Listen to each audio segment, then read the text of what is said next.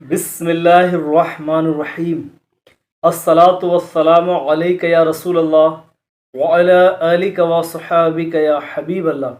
الصلاۃ والسلام علیک یا نبی اللہ وعلی آلک و صحابک یا نور اللہ۔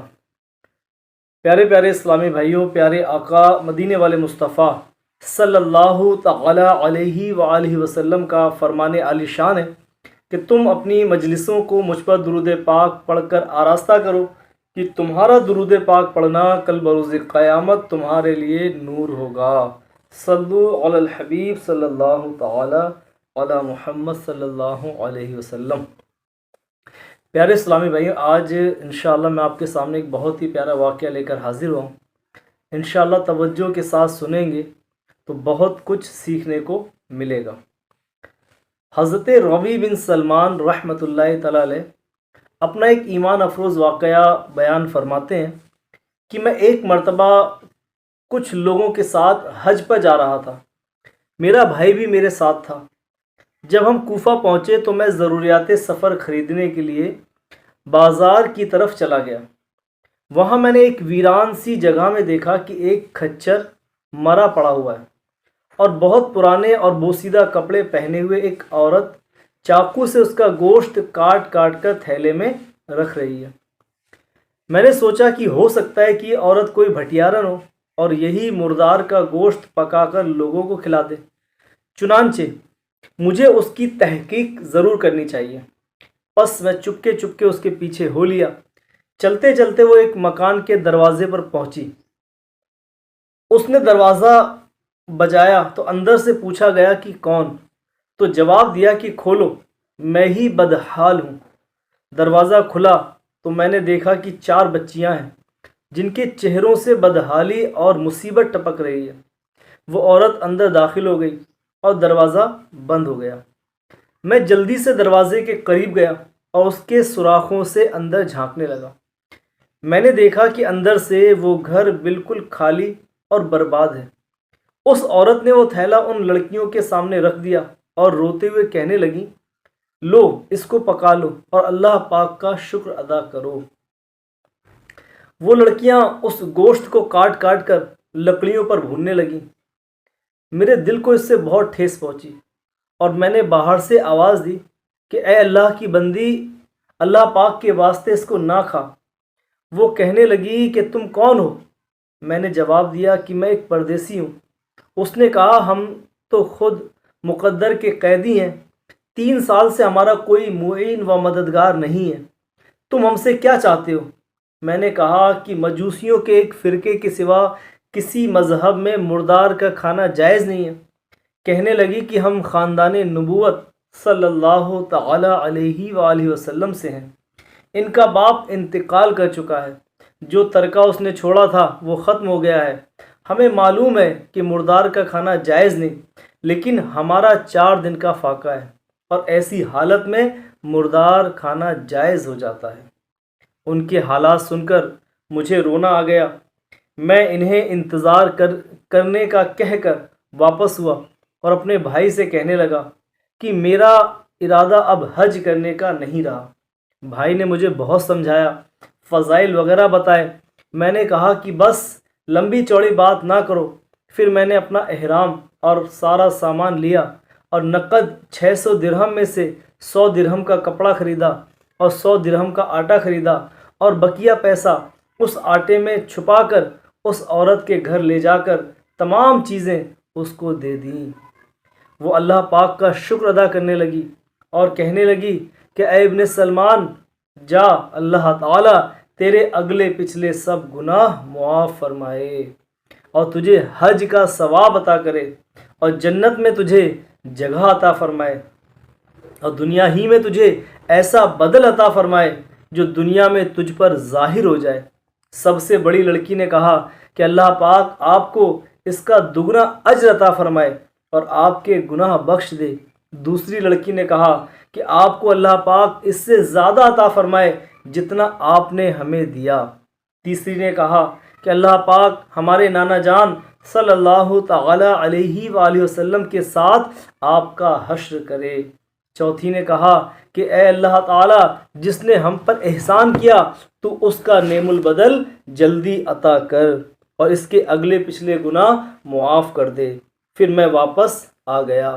جب میں واپس آ گیا تو اب میں مجبوراً کوفہ ہی میں رک گیا اور باقی ساتھی حج کے لیے روانہ ہو گئے۔ جب حاجی لوٹ کر آنے لگے تو میں نے سوچا کہ ان کا استقبال کروں اور اپنے لیے دعا کرنے کا کہوں، شاید کسی کی مقبول دعا مجھے بھی لگ جائے۔ جب مجھے حاجیوں کا قافلہ نظر آیا تو اپنی حج سے محرومی پر بے اختیار رونا آ گیا۔ میں ان سے ملا تو کہا کہ اللہ پاک تمہارے حج کو قبول فرمائے اور تمہیں اخراجات کا بدلہ عطا فرمائے۔ ان میں سے ایک نے پوچھا کہ یہ دعا کیسی ہے؟ یہ تم کیسی دعا کر رہے ہو؟ میں نے کہا یہ اس شخص کی دعا ہے جو دروازے تک کی حاضری سے محروم رہا۔ وہ کہنے لگے بڑے تعجب کی بات ہے کہ اب تو وہاں جانے ہی سے انکار کر رہا ہے۔ کیا تو ہمارے ساتھ عرفات کے میدان میں نہ تھا؟ کیا تو نے ہمارے ساتھ رمی و جمرات نہ کی؟ اور کیا تو نے ہمارے ساتھ طواف نہ کیے؟ آپ فرماتے کہ میں دل ہی دل میں تعجب کرنے لگا کہ اتنے میں خود میرے شہر کا قافلہ بھی آ گیا۔ میں نے کہا کہ اللہ پاک تمہاری کوششیں قبول فرمائے۔ تو وہ بھی یہی کہنے لگے کہ تو ہمارے ساتھ عرفات پر نہ تھا یا رمی جمرات نہ کی اور اب انکار کرتا ہے۔ پھر ان میں سے ایک شخص آگے بڑھا اور کہنے لگا کہ بھائی اب کیوں انکار کرتے ہو؟ کیا تم ہمارے ساتھ مکہ شریف اور مدینہ منورہ میں نہ تھے اور ہم شفیع اعظم صلی اللہ تعالی علیہ وآلہ وسلم کی قبر انور کی زیارت کر کے جب واپس آ رہے تھے تو بھیڑ کی وجہ سے تم نے یہ تھیلی میرے پاس امانت رکھوائی تھی جس کی مہر پر یہ لکھا ہوا ہے کہ جو ہم سے معاملہ کرتا ہے نفع کماتا ہے، اب یہ تھیلی واپس لے لو۔ حضرت ربیع بن سلمان رحمۃ اللہ تعالی علیہ فرماتے ہیں کہ میں نے اس تھیلی کو پہلے کبھی نہ دیکھا تھا۔ میں اس کو لے کر گھر واپس آ گیا، عشاء کے بعد وظیفہ پورا کیا اور اسی سوچ میں جاگتا رہا کہ آخر معاملہ کیا ہے۔ اچانک میری آنکھ لگ گئی۔ خواب میں سرور عالم صلی اللہ علیہ وآلہ وسلم کی زیارت ہوئی۔ میں نے آپ صلی اللہ تعالی علیہ وآلہ وسلم کو سلام عرض کیا اور ہاتھ چومے۔ پیارے آقا صلی اللہ تعالی علیہ وآلہ وسلم نے مسکراتے ہوئے سلام کا جواب دیا اور فرمایا کہ اے ربیع، آخر ہم کتنے گواہ اس بات پر قائم کریں کہ تو نے حج کیا ہے۔ سبحان اللہ، تو مانتا ہی نہیں۔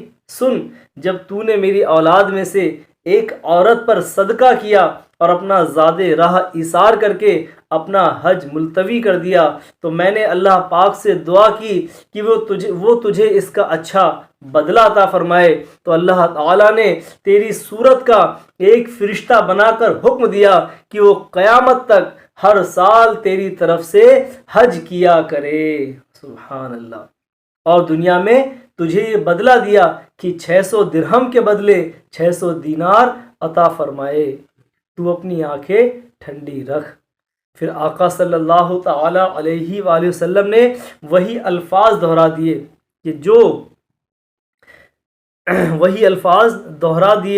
کہ جو ہم سے معاملہ کرتا ہے نفع کماتا ہے۔ صلو علی الحبیب صلی اللہ تعالی علی محمد صلی اللہ علیہ وسلم۔ حضرت ربیع بن سلمان رحمۃ اللہ تعالی علیہ فرماتے ہیں کہ جب میں سو کر اٹھا اور تھیلی کو کھولا تو اس میں 600 اشرفیاں موجود تھیں۔ پیارے پیارے اسلامی بھائیوں، اس ایمان افروز واقعے سے معلوم ہوا کہ ہمارے پیارے آقا صلی اللہ تعالی علیہ وآلہ وسلم اپنی امت کے اعمال و افعال پر اللہ تعالیٰ کی عطا سے مطلع ہیں اور اب بھی اپنے غلاموں کی مختلف انداز سے مدد فرماتے رہتے ہیں۔ سبحان اللہ۔ نیز معلوم ہوا کہ ایثار اللہ پاک اور اس کے محبوب صلی اللہ تعالی علیہ وآلہ وسلم کو بے حد پسند ہے اور اس کے بدلے میں بے شمار انعام و اکرام سے بھی نوازا جاتا ہے۔ ایثار کی تعریف کیا ہے؟ ایثار کہتے کسے؟ آئیے سن لیتے ہیں۔ ایثار یہ ہے کہ انسان اپنی ضرورت کی چیز دوسرے کی حاجت کی تکمیل میں خرچ کر دے۔ چونکہ یہ عمل نفس پر بے حد گرا گزرتا ہے، لہٰذا اس کا ثواب بھی بہت زیادہ ہے۔ ہمیں بھی چاہیے کہ اس نفیس عادت کو اپنانے کی کوشش کریں اور دوسروں کو بھی اس کی ترغیب دیں، اور اس عادت کو اپنانے میں آسانی حاصل کرنے کے لیے اپنے اسلاف کرام کے ایثار پر مشتمل واقعات کو بار بار سنیں۔ انشاءاللہ تعالی بہت زیادہ فائدہ حاصل ہوگا۔ صلو علی الحبیب صلی اللہ تعالی علی محمد صلی اللہ علیہ وسلم۔ پیارے اور میٹھے اسلامی بھائیوں، حضرت عائشہ رضی اللہ تعالیٰ عنہا سے روایت ہے کہ سرور کونین صلی اللہ تعالی علیہ وآلہ وسلم کے گھر میں کبھی ہم نے 3 دن مسلسل سیر ہو کر کھانا نہیں کھایا۔ حالانکہ ہم کھا سکتے تھے لیکن ہم ایثار کر دیا کرتے تھے۔ صلو علی الحبیب صلی اللہ تعالی علی محمد صلی اللہ علیہ وسلم۔ تو پیارے اور میٹھے اسلامی بھائیوں، دیکھا آپ نے کہ ایثار کی کیسی کیسی برکتیں ہیں۔ اللہ تعالی ہمیں بھی ایثار کرنے کی توفیق عطا فرمائے۔ میرے بولنے میں کہیں کوئی غلطی ہو، اللہ پاک اسے معاف فرمائے۔ پیارے اور میٹھے اسلامی بھائیوں، چینل کو لائک اور سبسکرائب بھی کر دیجیے گا۔